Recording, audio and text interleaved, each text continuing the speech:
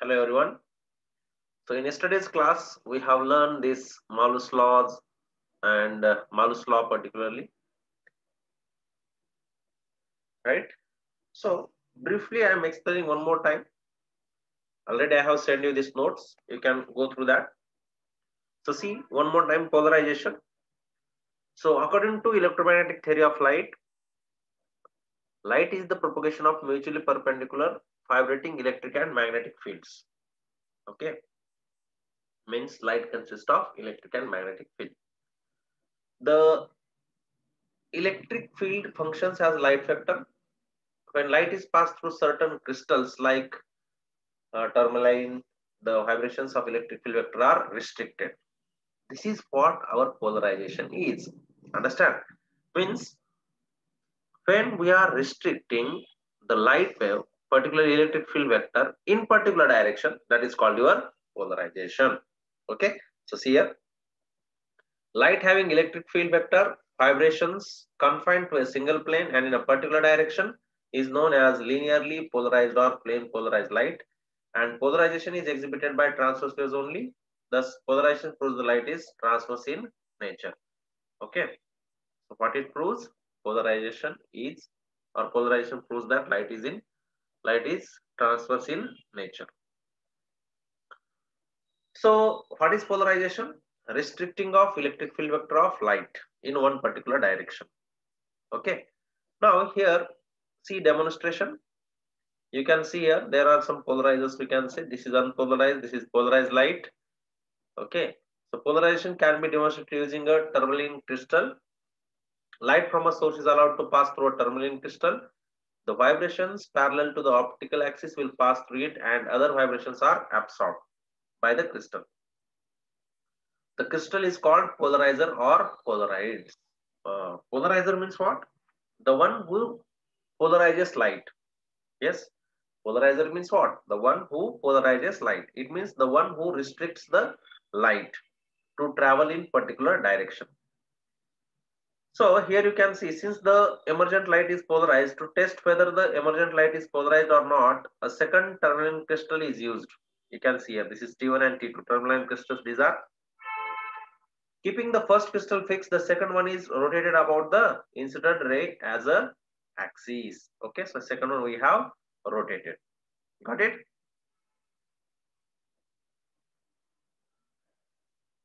Okay. Now, see here. Now, the second polarizer we have rotated, that is crystal. The second one is rotated about the incident ray as axis. Then it is found that the intensity of emergent light from second crystal varies between maximum and minimum intensity. है ना? Maximum intensity and minimum intensity. The intensity of transmitted light I maximum when the polarizing directions are parallel and intensity falls to zero when the polarizing directions become perpendicular to each other. Means when the direction becomes perpendicular, then intensity falls to zero. The light coming out from first polaroid has acquired a property which the incident light did not have. That is, intensity is reduced to half. Yesterday also we have learned this. Intensity is when it is going to reduce half, I naught by 2. This property is called polarization of light. The second crystal is called analyzer or detector. So see here, the plane in which the vibrations of electric field vector are confined is known as plane of vibration, and the plane perpendicular to the plane of vibration is known as plane of polarization. So what is plane of vibration?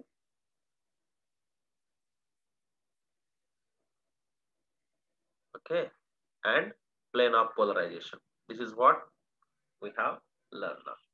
You can just go through this, already notes you are having, right?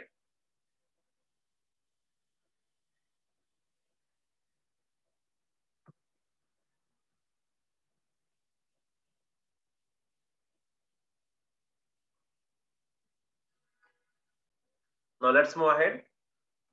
This is next one, that is polarization by reflection. So this is what Malus law and Brewster's law. Yesterday also I told you. One more time, listen. So see here. Malus in 1808 found that when light gets reflected from a transparent medium, the reflected light is partially polarized. At a particular angle of incidence, the reflected light is fully polarized. This particular angle is known as polarizing angle or Brewster's angle. Yesterday also okay. And when light is incident at polarizing angle, the reflected and refracted rays are mutually perpendicular. That is what here I have shown in the diagram. Yesterday also I told you. So here you can see that is r plus theta is equal to 90 degree and r is angle of refraction. Theta is what? Polarizing angle. Yes. Yesterday also we have learned this. Okay.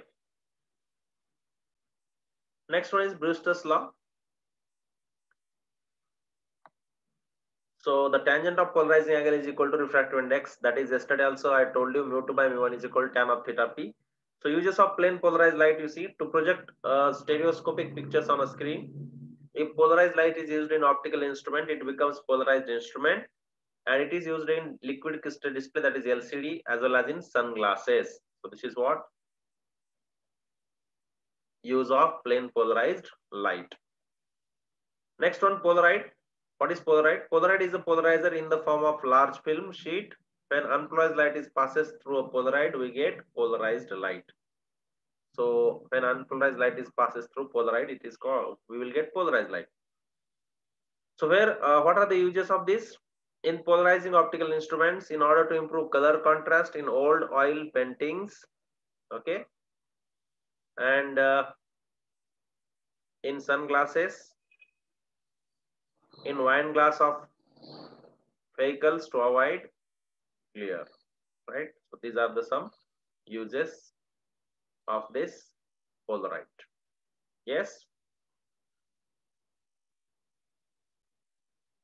Yes, and even we can see here this uses of this. In order to improve color contrast in old paintings, Polaroids are used and used to produce and view 3D films. In aeroplanes, Polaroid glasses are used to control light coming in sunglasses, and in wine glass of vehicles to avoid glare.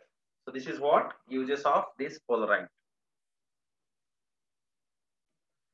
Okay, so next one, diffraction and optical instruments. The objective lens of optical instruments like telescope or microscope acts like a circular aperture. When lights fall on it, a diffraction pattern consisting of circular rings is obtained. So even in the lab, I will show you this diffraction pattern. Okay. Next, the minimum radius of the image disk is r is equal to 1.22 lambda by 2a into f, where f is focal length of lens, 2a is the diameter of the lens, that is aperture. Aperture means what? Area through which light enters, and lambda is what? Wavelength of light used. Next is resolving power. Diffraction limits the ability of optical instruments to form clear images when they are close to each other. The minimum distance of separation between 2 points so that they can be seen as a separate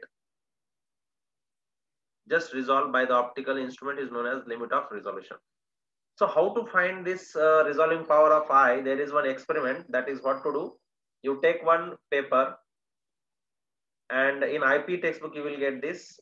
Take one paper, on that you just make black strips of equal width, and the separating distance is there, no, whatever that width white strip that you make on one paper and fix at the eye level on the wall, and just go away from the wall and see from which distance you can see the two emerged black strips, means two separate black strips as a one.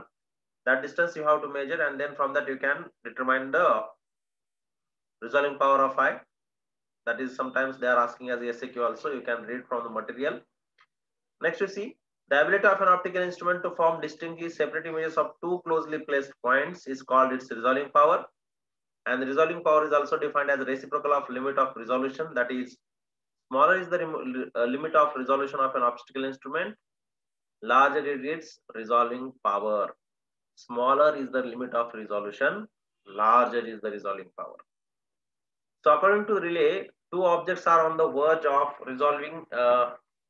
resolvability if the central diffraction maximum of one is at the first minimum of the other, and their angular separation must then be at least, that is theta r is equal to 1.22 by lambda by d, and where d is the diameter or aperture. Okay, got it? Okay, so there are some problems. You can just go through them. Already they have solved. What is the angular resolution of a 10 centimeter diameter telescope at a wavelength of 0.5 millimeter? So given is what?